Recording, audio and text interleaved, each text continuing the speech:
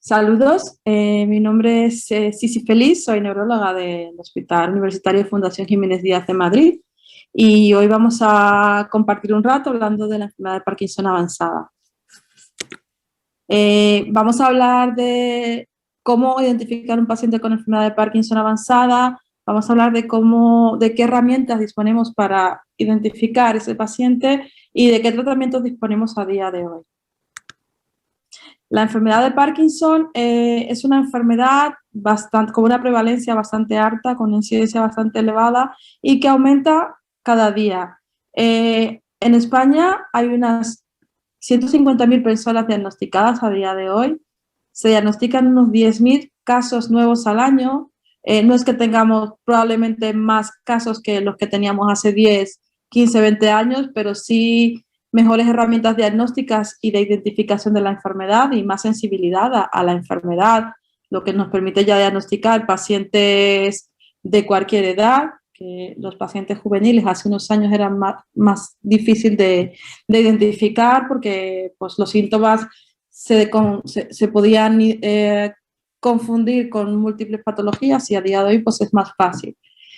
De los pacientes que diagnosticamos cada año, hasta un 20% de esos pacientes tienen menos de 50 años. O sea que lo que antes conocíamos como una enfermedad de personas mayores, que lo sigue siendo porque el principal factor de riesgo para padecer la enfermedad de Parkinson es la edad, pero ya sabemos que pues, un 20% de todas las personas de los pacientes con enfermedad de Parkinson tienen menos de 50 años.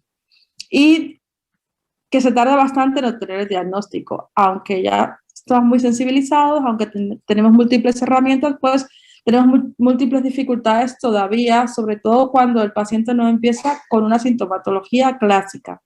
Y esos pacientes que no empiezan con una sintomatología clásica, el tiempo medio que tardamos en diagnosticarlo es 1 a 3 años.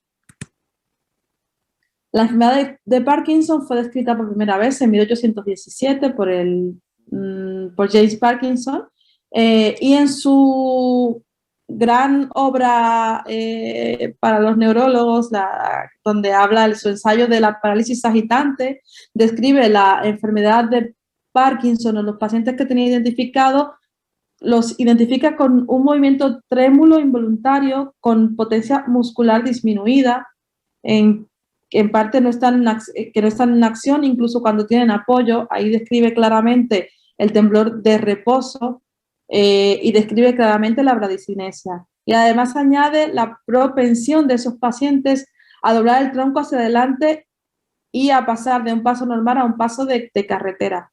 Clásicamente, en esas características que da en esta descripción tienen que ver con un paciente con una enfermedad avanzada, ¿vale? Porque ya habla de fascinación, habla de esa inclinación de tronco, y aunque muchos de los síntomas que indica aquí, como el temblor y la bradicinesia, están presentes en cualquier fase de la enfermedad, ya cuando hablas de un elemento que puede indicar una complicación motora, ya estamos hablando de enfermedad avanzada, como veremos a continuación.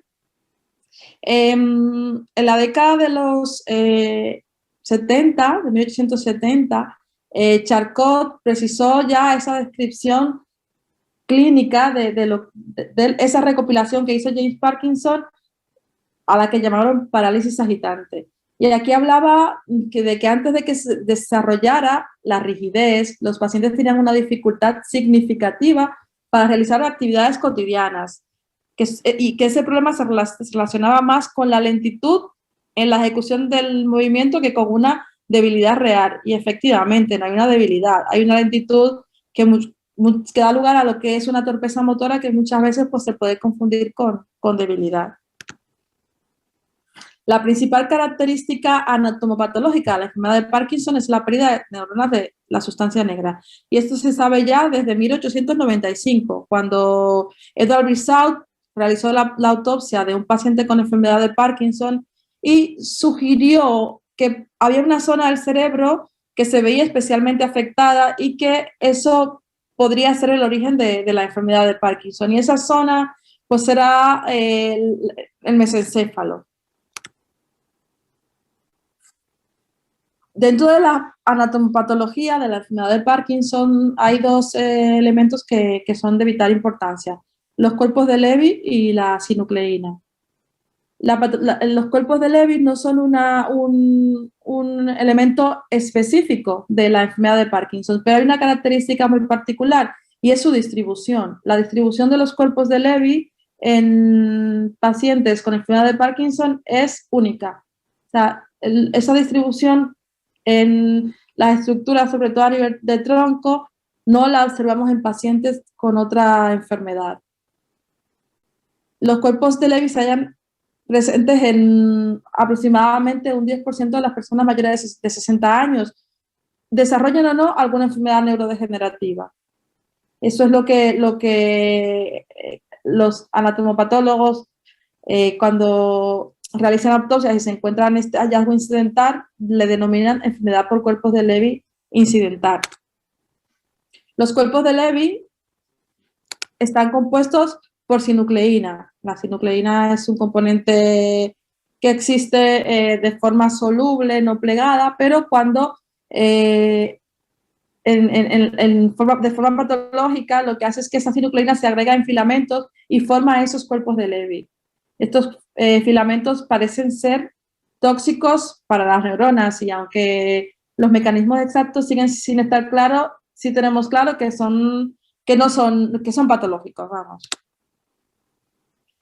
La enfermedad de Parkinson se caracteriza por síntomas motores y no motores. El síntoma más característico de la enfermedad de Parkinson a día de hoy es el temblor.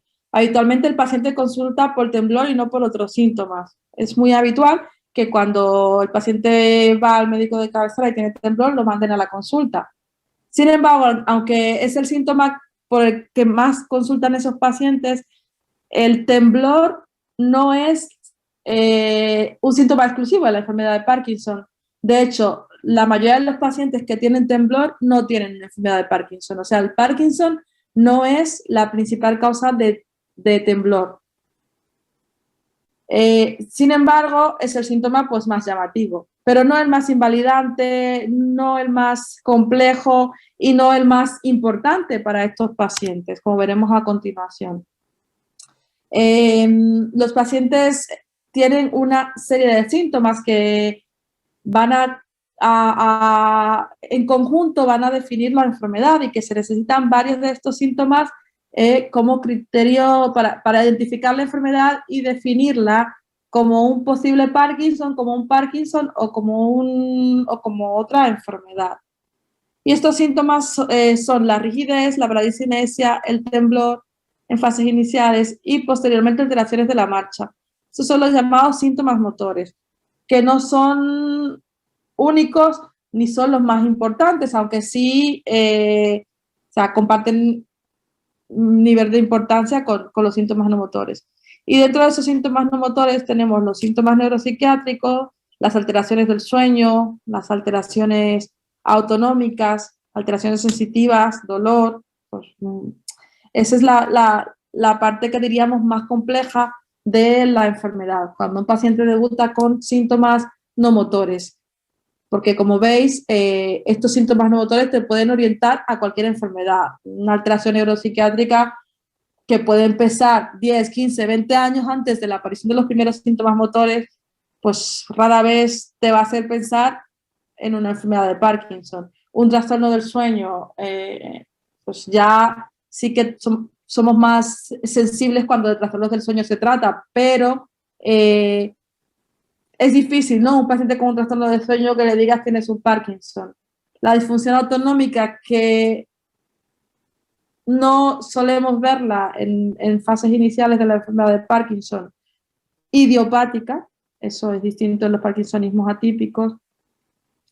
Las alteraciones sensitivas, pues una alteración sensitiva, unas parestesias, pues rara vez nos va a hacer pensar en una enfermedad de Parkinson. Y lo mismo el dolor. Y el dolor es un síntoma muy importante porque personas jóvenes, deportistas que debutan con un cuadro de rigidez, la rigidez llega a ser dolorosa, pero esos pacientes con un dolor de un hombro, con un dolor lumbar, pasan por múltiples especialistas antes de llegar al neurólogo. O sea, y se llevan un montón de pruebas antes de que se identifique el dolor como un síntoma o como una manifestación de la rigidez asociada a la enfermedad de Parkinson. El diagnóstico de una enfermedad de Parkinson o de un síndrome parkinsoniano se basa en una serie de criterios y el principal elemento que tenemos que tener en cuenta a la hora de establecer el diagnóstico de enfermedad de Parkinson es la bradicinesia. La bradicinesia es una lentitud en la iniciación del movimiento voluntario con progresiva reducción en la velocidad y la amplitud de las acciones repetitivas. Los pacientes describen la bradicinesia como de pronto me han caído 10 años encima, y es una descripción literal porque es una lentitud, es una persona que puede tener cualquier edad, pero imaginaros un paciente de 60 años que de repente le cuesta darse la vuelta en la cama, que no puede salir del coche, que no puede levantarse de la silla con la misma facilidad que lo hacía unos meses atrás. Entonces eso es como si te han caído 10 años de golpe. Y ese es el síntoma fundamental para hacer el diagnóstico de la enfermedad. ¿Y qué se requiere para hablar de una enfermedad de Parkinson probable o descartarla? Y además de esa bradicinesia, tendríamos que tener por lo menos uno de los siguientes 3 síntomas. Rigidez muscular, que puede manifestarse con dolor, temblor de reposo, que es distinto al temblor esencial, y inestabilidad o inestabilidad postural no causada ni por alteraciones vestibulares, por alteraciones cerebelosas, por alteraciones propioceptivas, ni alteraciones visuales. Ese diagnóstico, cuando tenemos la bradicinesia, alguno de esos elementos, pues también nos apoyamos en otros criterios que nos ayudan también a definir mejor la enfermedad. Un comienzo unilateral, es muy característica que la enfermedad de Parkinson empiece por un lado. Temblor de reposo, que el cuadro sea progresivo, aunque la progresión en fases iniciales es más difícil de verla porque la misma enfermedad progresa de forma muy lenta, y si progresa de forma muy rápida ya sería una bandera roja y tendríamos que sospechar que se puede tratar de otra enfermedad. A ese cuadro progresivo le añadimos que esa asimetría persista, que responda a la dopa, que es un elemento bastante importante, que después de un tiempo prudente de tratamiento observemos esa respuesta a la dopa. Que también los pacientes, cuando empecemos con dopa o que utilicemos dosis altas en el test de levodopa, que es una de los pocos momentos en los que está aconsejado utilizar dosis muy altas de levodopa, que presente un corea inducido por esa levodopa. Que esa respuesta a la levodopa se mantenga durante los primeros años de la enfermedad y que el curso clínico sea progresivo y prolongado. Y tenemos aquí al centro los llamados criterios de exclusión de enfermedad de Parkinson, dentro de los que veremos antecedentes de accidentes cerebrovasculares, antecedentes de traumatismos craneales, antecedentes de cuadros encefálicos, crisis oculogira, tratamientos con neurolépticos, más de un pariente afectado, que el paciente presente una remisión y que esa remisión se mantenga en el tiempo, que los síntomas, la unilateralidad persista después de varios años, afectación de la mirada, afectación cerebelosa, esa disautonomía que os mencionaba al principio en estadios iniciales o al momento del diagnóstico, una demencia precoz, que el paciente al momento del diagnóstico presente deterioro cognitivo, alteraciones del lenguaje, piramidalismo, presencia de tumores cerebrales o hidrocefalia, falta de respuesta a dosis adecuada de levodopa, en fin, cualquier elemento o cualquier enfermedad o cualquier alteración que pueda producir síntomas similares a la enfermedad de Parkinson. Estos son los criterios del Banco de Cerebro de la Sociedad de Enfermedad de Parkinson de Reino Unido, establecidos en 1992, y son los que se mantienen a día de hoy y que utilizamos tanto en la práctica clínica habitual como para los ensayos clínicos.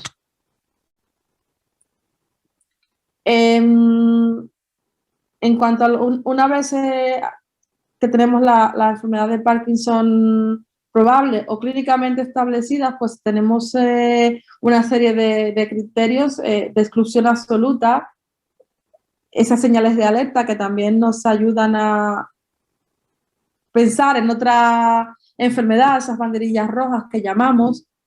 Y aquí es muy importante señalar esas señales de alerta que aparecen, pueden aparecer al momento del diagnóstico o en los primeros estadios de la enfermedad y que nos van a orientar a que la enfermedad se trata de otra cosa, de otra enfermedad, ¿no?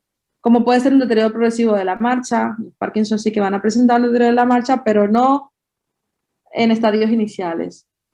Ausencia o progresión de los síntomas motores durante 5 años. Pues una enfermedad neurodegenerativa no puede mantenerse estable durante tanto tiempo.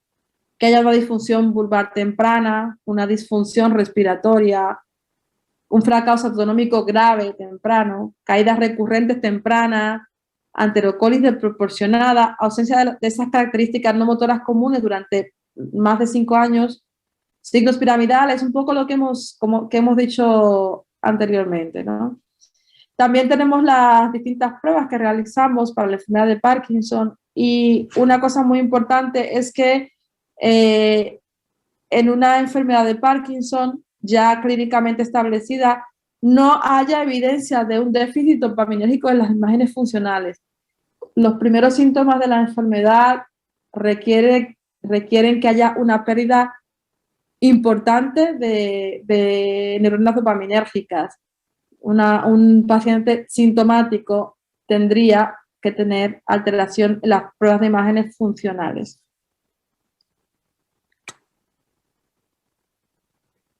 La enfermedad de Parkinson clínicamente probable es cuando tenemos un paciente con bradicinesia más rigidez o temblor de reposo, que tenga una ausencia de criterios de exclusión absoluto, la presencia de una o dos señales de alerta y los criterios de apoyo. La enfermedad de Parkinson prodrómica, y eso es un término que ahora está muy de moda y que nos gusta mucho identificar los primeros síntomas o datos o alteraciones que pueden orientar a que el paciente va a desarrollar una enfermedad de Parkinson en un futuro. Y esa enfermedad de Parkinson prodrómica se refiere a un estadio en el que hay presentes signos o síntomas tempranos de neurodegeneración, pero no hay criterios para diagnosticar una enfermedad de Parkinson. La probabilidad de padecer esa enfermedad de Parkinson prodrómica se estima en función de la edad. Y bueno, hay múltiples variables que incluyen edad, sexo, actividad física, la presencia de signos y síntomas prodrómicos como el estreñimiento, como las alteraciones olfatorias, alteraciones motoras, análisis de biomarcadores. Esto en un futuro pues será importante identificar a estos pacientes. De momento, pues esta identificación de un Parkinson prodrómico lo hacemos más en el área de la investigación. Y ya pasando al tema que vamos a tratar hoy en día, que es la enfermedad de Parkinson avanzada, lo fundamental aquí y lo que quiero que os quedéis es en qué momento el paciente con una enfermedad de Parkinson intermedia pasa a una enfermedad avanzada. La progresión de la enfermedad de Parkinson sigue más o menos esta tablilla que vemos aquí. Los primeros años de la enfermedad de Parkinson hay una respuesta excelente a la medicación, son los llamados los años buenos o el periodo de luna de miel, que abarca desde el momento del diagnóstico o antes del inicio de los primeros síntomas hasta que empiezan a aparecer las variaciones sintomáticas con la medicación. O sea, el paciente que ha respondido muy bien hasta este momento, pues empieza a no responder tan bien, a tener algún momento mal a lo largo del día y eso progresa hasta que aparecen las fluctuaciones motoras que en principio son predecibles y que tienen que ver con los valles de la dosis de levodopa. O sea, los pacientes el paciente que estaba todo el día bien, pues, y que tenía la medicación cada 6, cada 8 horas, pues ya 1 hora o 2 horas antes de la siguiente dosis, pues tiene alteraciones motoras, ¿no? Tiene bloqueos o síntomas motores que indican una complicación de la enfermedad. Y finalmente esas fluctuaciones motoras ya no son predecibles. O sea, el paciente se toma la medicación, puede estar bien durante 1 hora o puede estar mal durante 2 horas. O sea, son las llamadas fluctuaciones impredecibles.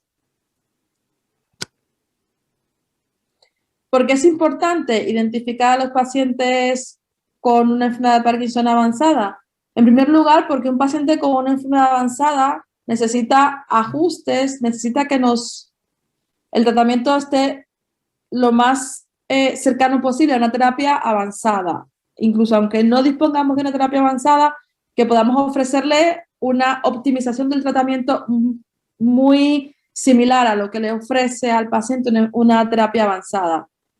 Estos pacientes, al momento de identificarles o de identificarles de forma precoz, nos permite esa optimización o nos permite pasar directamente al tratamiento de segunda línea y que esos pacientes, si es posible, pues puedan beneficiarse de un manejo en una unidad especializada. ¿Qué nos limita la identificación de la enfermedad de Parkinson avanzada? Que hasta a día de hoy tenemos poco tiempo disponible y nos han vendido que es complejo identificar la enfermedad de Parkinson avanzada. Pero realmente no es compleja y podemos identificarlo de forma muy fácil quedándonos con algunas ideas de lo que veremos en esta charla, o bien con algunas herramientas que están a disposición de todos para identificar la enfermedad de Parkinson avanzada. Estas herramientas que os pongo aquí pues están disponibles en internet y todas tienen en común ciertos elementos, ciertos elementos que nos permiten identificar a ese paciente. Si ese paciente presenta alguna fluctuación a lo largo del día, el número de horas que el paciente está en buen estado con la medicación, el tiempo, la cantidad de años que el paciente lleva con la enfermedad. Estos son los elementos fundamentales y que comparten todas estas herramientas que nos permiten identificar un Parkinson avanzado. En esta herramienta, los criterios 552 de un grupo de estudio de enfermedad de Parkinson, pues se establece la enfermedad de Parkinson en aquellos pacientes que tienen más de 5 años de evolución, que tienen más de 5 tomas de levodopa diaria y que tienen más de 2 horas al día en situación en estado off o con discinesias a lo largo del día. O sea que vemos aquí un paciente que está tomando mucha medicación y que tiene horas malas.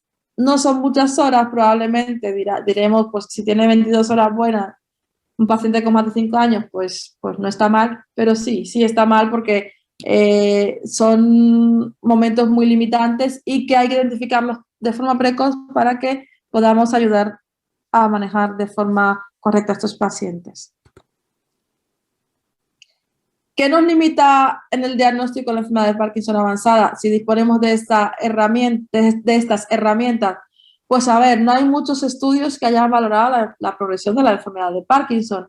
Y aunque en la práctica clínica no es difícil identificar a estos pacientes, si no tenemos un consenso a mano, un consenso disponible, pues cada uno se organiza sus ideas y a lo mejor lo que para mi compañero es una enfermedad de Parkinson avanzada, para mí no lo es.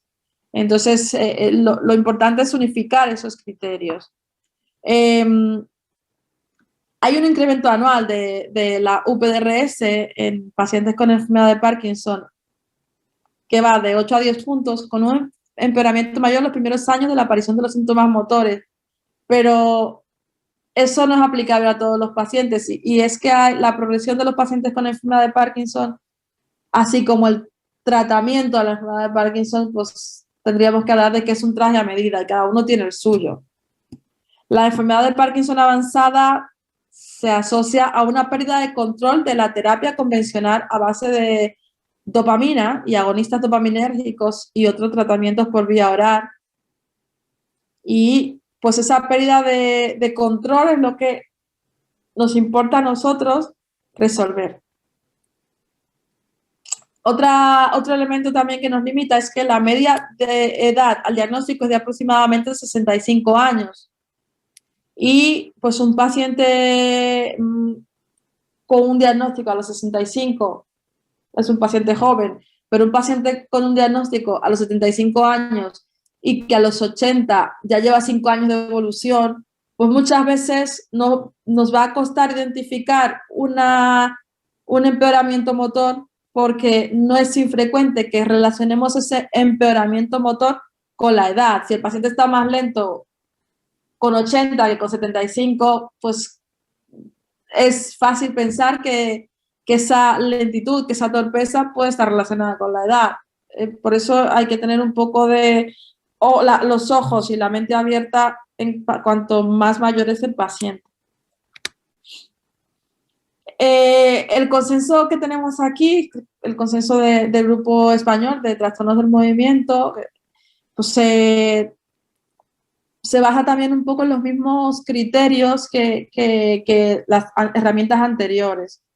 Y definimos 3 niveles de relevancia: síntomas definitivos, síntomas probables y síntomas posibles.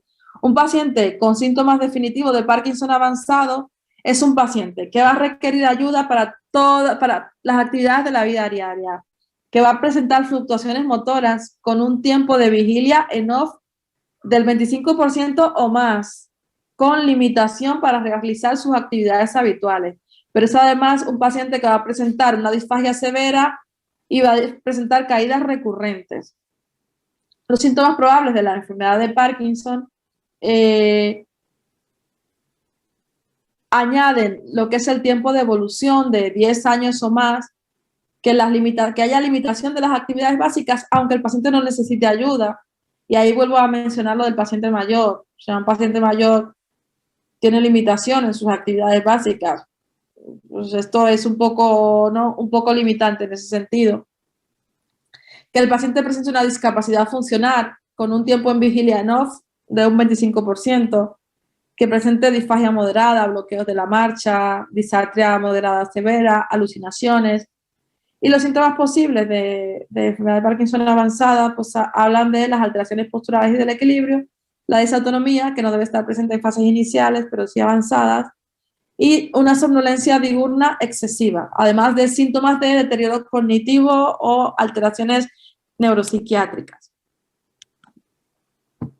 Esta es la validación que se ha hecho para el screening de pacientes con enfermedad de Parkinson avanzada. Aquí os la dejo y veréis que sí, al igual que el consenso español y al igual que al igual que las herramientas que hemos mencionado antes, se basan en la edad de evolución de la enfermedad, en la presencia de disinesias, de fluctuaciones a lo largo del día, y aquí sí que añaden, en el consenso nuestro, sí que se añade pues la presencia de otros síntomas como deterioro cognitivo, alteraciones neuropsiquiátricas y alteraciones disautonómicas y de la marcha. Esta es la herramienta 521, que es la herramienta del grupo de Santiago de Compostela, el Grupo Coruña, liderado por el doctor Diego Santos García. Y aquí, pues, los criterios son 5 tomas de levodopa al día, 2 o más horas de off y 1 hora con discinesias incapacitantes. A mí me gusta mucho esta herramienta porque es bastante sencilla y yo creo que con facilidad nos permite identificar pacientes con Parkinson avanzado. 5 tomas de levodopa al día, estamos hablando de una dosis intermedia alta de levodopa, pero si tienes más de 2 horas en off, significa que a pesar de que estamos con unas dosis optimizadas, ese paciente no está teniendo un control durante el día de su enfermedad. Y además tiene ahora con discinesias incapacitantes, o sea que ya claramente estamos teniendo una enfermedad distinta o manifestaciones distintas a los síntomas que motivaron ese uso de levodopa.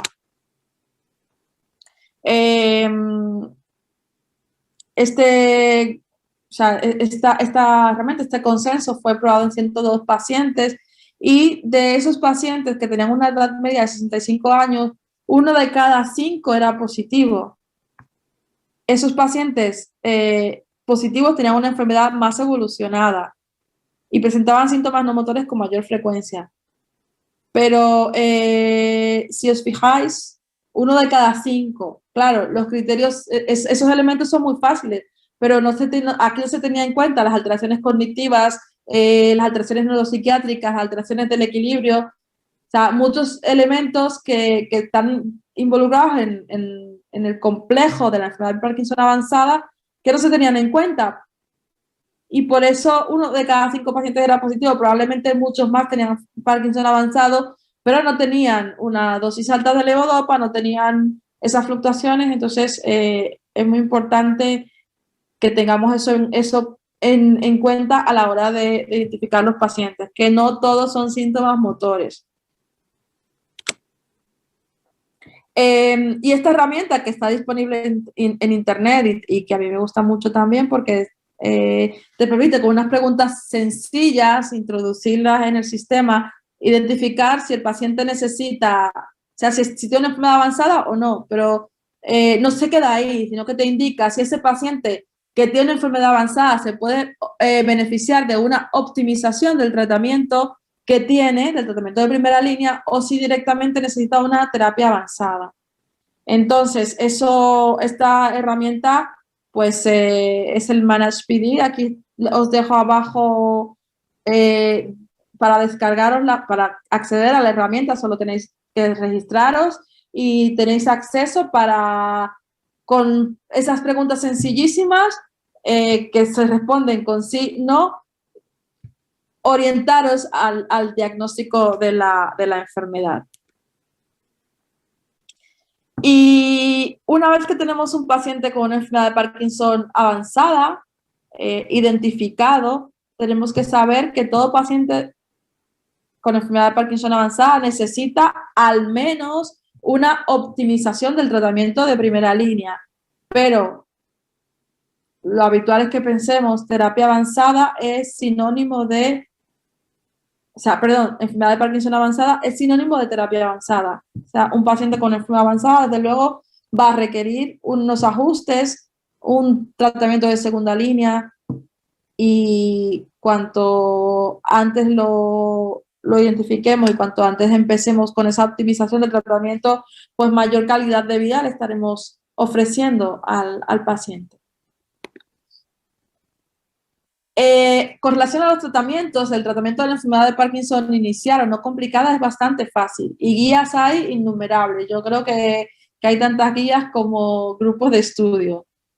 Con el tratamiento de la enfermedad de Parkinson avanzada no pasa igual y sigue siendo objeto de debate, fundamentalmente en parte porque no todos, o sea, nuestros criterios de enfermedad de Parkinson avanzada no son los mismos que los de Santiago, los de Toledo, o sea, dentro del mismo país tenemos múltiples criterios y cada grupo, cada asociación tiene los suyos. Entonces, no hay una definición unificada de lo que es la enfermedad de Parkinson avanzada.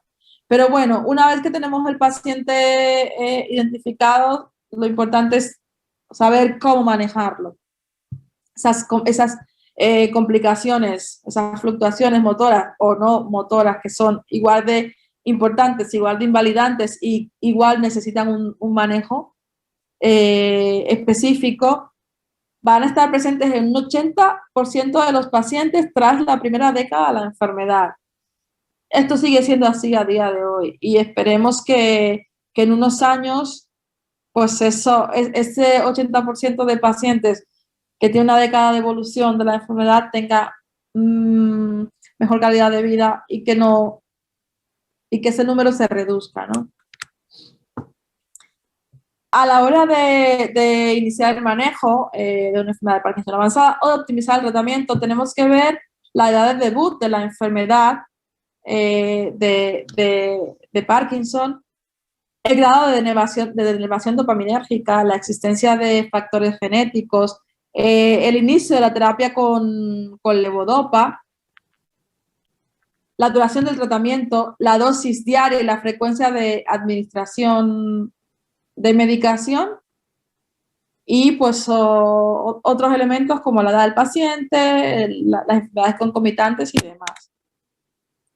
El tratamiento de la enfermedad de Parkinson avanzada, nosotros lo hacemos con una terapia avanzada. Y disponemos de 3 terapias avanzadas bastante bien definidas, con sus características cada una y que hablaremos brevemente de ello, y con una indicación específica o con indicaciones específicas cada una. Las terapias avanzadas son la apomorfina, la duodopa y la estimulación cerebral profunda. En pacientes con enfermedad de Parkinson avanzada, la cirugía va a estar indicada para pacientes que presentan fluctuación motora con disinesia, que las complicaciones sean severas y que sea un paciente joven. Las demás terapias, pues más o menos para lo mismo, y ahora veremos en detalle. La apomorfina es un derivado mórfico que funciona como un agonista dopaminérgico. Es una medicación que se ha utilizado durante muchos años en la enfermedad de Parkinson avanzada, que ya en la última década ya se ha realizado un estudio doble ciego para validar ese uso prolongado que tenemos con la apomorfina y que en efecto ha sido positivo, lo que indica que es una terapia que es eficaz para el manejo de las complicaciones motoras asociadas a la enfermedad de Parkinson avanzada y que pues, es un medicamento, un agonista dopaminérgico que funciona. Sabemos que funciona y que pues, tiene una indicación en pacientes que pues, se pueden beneficiar de él, o sea, pacientes con esas complicaciones. La apomorfina también tiene contraindicaciones, o sea que no es un medicamento para todo paciente con enfermedad de Parkinson avanzada, que tenga una enfermedad de Parkinson avanzada, pero con cuidado y con criterio, ¿no? El paciente con una demencia moderada, pues puede empeorar con la apomorfina, hay que ir con cuidado. Un paciente con una demencia severa ya tiene una enfermedad muy avanzada y no está indicada ninguna terapia en estos pacientes porque no se van a beneficiar de ellas.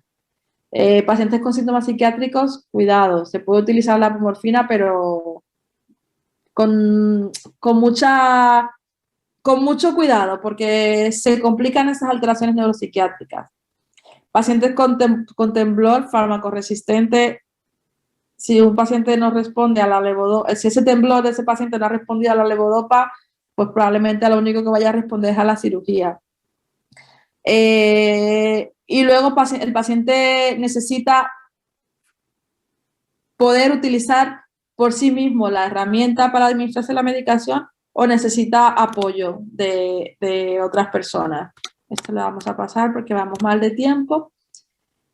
Entonces, ¿en qué paciente vamos a indicar una apomorfina? En un paciente con episodios off de más de 2 horas o que necesiten apomorfina en PEN más de 5 o 6 veces al día, que eso lo veremos ahora. Estos pacientes en los que está indicada otra terapia, pues lo ideal es, sobre todo en casos de la cirugía, si está indicada la cirugía, operar al paciente. Pero la ventaja de la apomorfina es que es fácil de poner, se tolera relativamente bien y si no va bien es muy fácil de quitar, a diferencia de las otras dos terapias que ya requieren una intervención quirúrgica y que pues es más complicado y por eso tenemos que ir con más cuidado a la hora de elegirla. Este es muy fácil de utilizar. Pacientes que no cumplen criterios de cirugía, ya sea porque tienen edad avanzada o porque tienen un deterioro cognitivo leve, sí que se puede utilizar la apomorfina. También como terapia puente en pacientes que están en lista de espera para cirugía o en lista de espera para la colocación de la PEC para duodopa. Pacientes que prefieren no operarse, que también es entendible, o en pacientes que no ha ido bien la cirugía. Es otra indicación de la infusión continua de apomorfina. ¿A quién no le ponemos una apomorfina? Pues a un paciente que no tiene un Parkinson para empezar. O sea, a la hora de elegir una terapia avanzada tenemos muy claro, por evolución en años y por evolución clínica, que el paciente al que le estamos poniendo en la terapia avanzada es un paciente con Parkinson, que no tiene un parkinsonismo atípico, y ya nos queda claro. Entonces, pues el parkinsonismo atípico sería un criterio de exclusión. Un paciente que no responda claramente al test de apomorfina, que lo hacemos antes de iniciar la medicación y ahora os cuento cómo lo hacemos. Que el paciente no pueda manejar la máquina o que no tenga un cuidador que lo pueda hacer o que no tenga un familiar que lo pueda hacer. O sea, alguien tiene que hacerse responsable de colocar la aguja subcutánea todos los días. Y necesitamos que esa familia, que ese paciente, que ese grupo entienda la técnica. También pacientes con depresión respiratoria, con demencia, con trastornos psiquiátricos, todo lo que hemos ido hablando como contraindicación. Y ahora me diréis, doctora, pero no tenemos apomorfina. Bueno, probablemente en mi país tampoco tenemos apomorfina, no tenemos duodopa y la cirugía pues se ha estado empezando a utilizar recientemente y está muy limitada, o sea que no es para la mayoría de los pacientes porque como mi país es un país muy pobre y no hay mucho acceso para ello. Bueno, pues una opción cuando tenemos una terapia avanzada disponible es hacer el cóctel de levodopa y a nosotros nos funciona muy bien. Aquí también en España la utilizamos mucho en pacientes que son muy mayores o que no quieren utilizar ninguna de las técnicas o que está contraindicada o están contraindicadas la mayoría de las técnicas, pues hacemos el cóctel de levodopa. Y lo que hacemos es diluir la dosis diaria de levodopa total en 200 mililitros de agua y añadimos un comprimido de vitamina C para evitar para potenciar como antioxidante, ¿no? Y ese preparado se lo administramos al paciente cada 2 horas, o sea, dividimos esos 200 mililitros y salen a unos 10 mililitros más o menos cada 2 horas respetando sueño. Y la verdad es que funciona bastante bien de forma muy similar a una terapia avanzada. Hombre, no es lo mismo, pero de que nos resuelve la vida muchas veces, no las resuelve. Y esto, quedaros con eso, que lo podemos hacer en cualquier país, en cualquier momento, en cualquier familia. O sea, es muy fácil mezclar y repartir. O sea, la apomorfina, nosotros antes de valorar la apomorfina hacemos un test de apomorfina como tal y lo primero que utilizamos es el PEN y lo utilizamos en pacientes que se bloquean mucho, para esos momentos, sacar a ese paciente de esos momentos off, pero una vez que ese paciente requiere más de 4 inyecciones al día, pues lo mejor es valorar ya la infusión continua, ¿no? La idea es mejorar las discinesias tras optimizar el tratamiento, disminuir los síntomas no motores asociados al OFF. Los síntomas no motores son súper invalidantes, puede haber dolor, cambios de humor, lentitud de pensamiento. Simplificar el tratamiento de la enfermedad de Parkinson O sea, una infusión continua nos permite reducir la dosis de medicación, incluso eliminar medicamentos que nos van sobrando ya. Y pues es una alternativa a cualquiera de las otras terapias. ¿Cuál terapia es la mejor? No hay una terapia mejor que otra. O sea, las terapias son buenas las tres. Depende cada paciente que elijamos una u otra. Un paciente joven, pues probablemente para él lo mejor es la cirugía. Depende de los síntomas. Pero no hay una terapia mejor que otra. Las tres son válidas. Y este es el test de apomorfina, que también os lo voy a dejar aquí. Es un test que hacemos en el hospital de día. En el hospital, hay que hacerlo en el hospital de día. El paciente tiene que estar controlado porque con frecuencia nos hacen efectos adversos a la primera dosis. Efectos adversos como náuseas, vómitos, malestar general, en fin. Entonces, tiene que estar controlado en una camilla con una vía. Y lo que hacemos es, si el paciente viene sin medicación, evaluamos a ese paciente, constantes y demás, y le administramos 1 miligramo de apomorfina y evaluamos a los 30 minutos. Esa dosis la vamos incrementando otro miligramo, hasta 5 más o menos, hasta que veamos una respuesta, una buena respuesta de esos síntomas de ese paciente que viene bloqueado, sin que haya complicaciones. Yo lo simplifico y habitualmente yo administro 3, 4 en función del peso del paciente. Un paciente con menos de 50 kilos, 3 miligramos de apomorfina. Un paciente con más de 50 kilos, 4 miligramos. Y hago una sola dosis y una evaluación a los 30 minutos. Listo. Respuesta positiva, es un paciente candidato. Respuesta negativa, pues no hay más que hablar. Y el test se considera positivo cuando vemos mejoría. Pero si nos vamos a los libros y a la guía, cuando la puntuación de la UPDRS 3, la motora, es mayor de un 20% con respecto a la basal. Pero vamos, que la mejoría es muy, muy evidente. ¿Cuántas dosis puede utilizar el paciente? Pues 4 máximo. Más de 4 al día ya a mí me empieza a preocupar. Damos una premedicación con domperidona hasta una semana antes porque pues, se tolera bastante mal los primeros días y bueno, pues con la domperidona nos ayuda a mejorar la tolerancia de la primera dosis. Las dosis siguientes no se toleran mal, pero la primera suele producir muchas náuseas. Os dejo...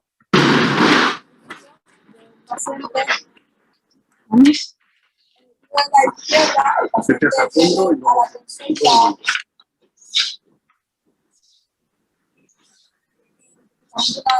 consulta avanzada, ¿no? Viene prácticamente parético. En la derecha es un paciente que ya tiene tratamiento con una toma de es evidente la mejoría. El paciente ya no le resultaba su medicación habitual, pues por una terapia avanzada, su paciente joven, pues mira, va bastante bien.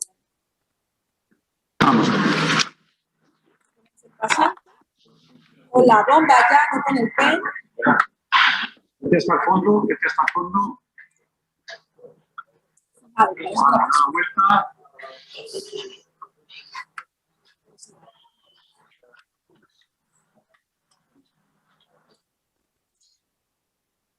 La duodopa es otra terapia avanzada, ya lo hemos ido viendo por aquí. Entonces vamos a pasarlo rapidito porque no me gusta pasarme de tiempo. Luego os dejaremos la presentación. La duodopa es un medicamento que se utiliza también en la enfermedad de Parkinson avanzada y es levodopa carbidopa combinada, pero administrada mediante sonda en forma de gel intraduodenal. Esa es la ventaja, se pone donde se absorbe. Y a diferencia de la levodopa carbidopa que se utiliza por vía oral, no es una medicación pulsátil, que eso es lo que nos limita mucho los pacientes con la enfermedad de Parkinson intermedia, ¿no? Que los pacientes con la enfermedad de Parkinson no tienen un estímulo fisiológico y con las medicaciones avanzadas tienen un estímulo lo más fisiológico posible. Entonces, la duodopa es esto. Hacemos una prueba con una sonda nasogástrica durante varios días, ajustamos la dosis y vemos cómo el paciente mejora en esos días. Una vez que tenemos esa mejoría, pues se pone con endoscopia, se pone la sonda conectada, se deja una PEC y se conecta a la medicación. Es una terapia indicada para pacientes que han respondido previamente a la levodopa y que no tienen contraindicaciones, como puede ser glaucoma, insuficiencia cardíaca o arritmia grave, pacientes con accidente cerebrovascular agudo, pacientes con cirugías abdominales previas, pacientes con enfermedades adrenérgicas graves. Y está indicada en cualquier paciente con enfermedad de Parkinson que requiere una terapia avanzada, pero al igual que con la apomorfina, con cuidado. Pacientes sobre todo que tengan, o sea, independientemente de la edad, pero que tengan fluctuaciones motoras y discinesia, pues es una buena opción.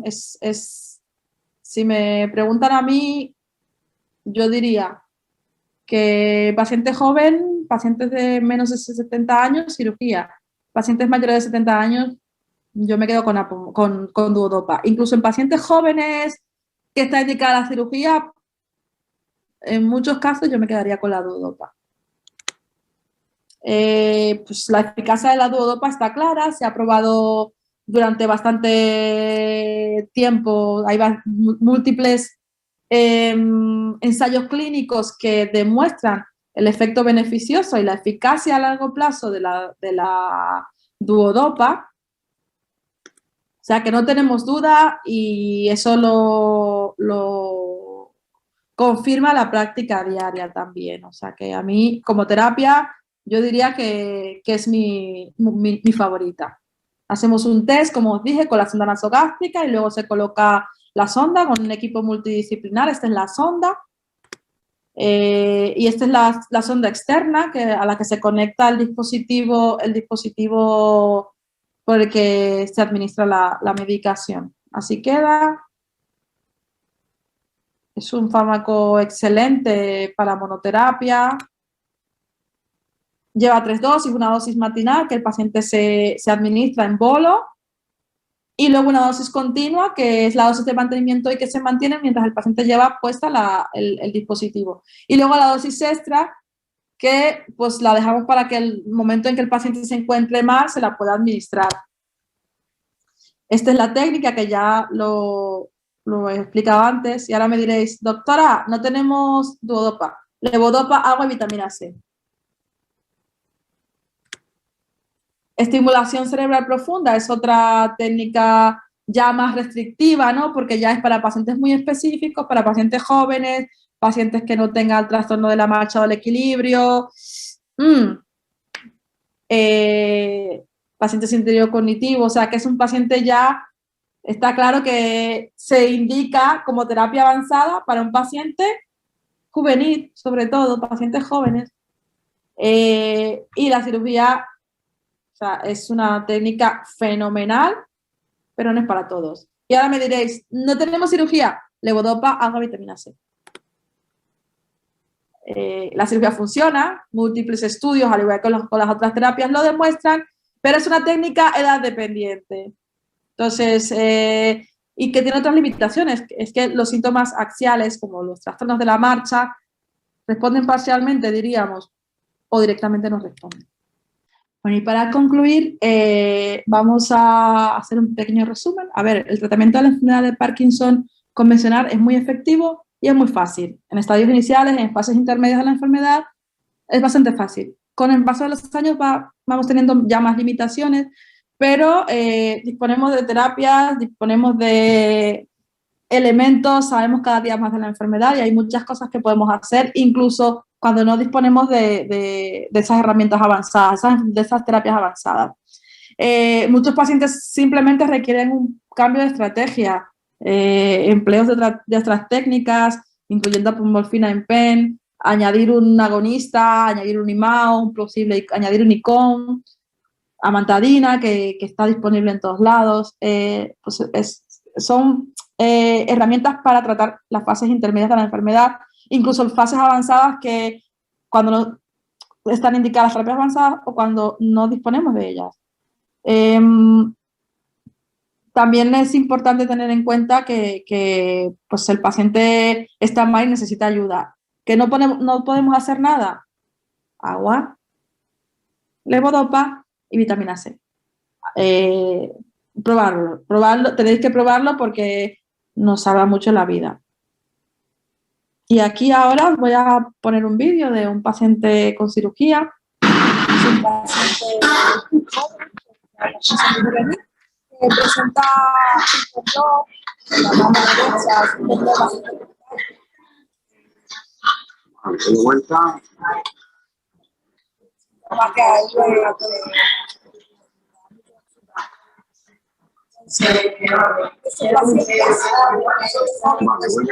la vuelta y otra vez para allá. Como veis, la cirugía es una terapia avanzada para protegerse. El resto también con la Vale, vuelve por acá. si la tenemos, ya sabemos que la tenemos que hacer.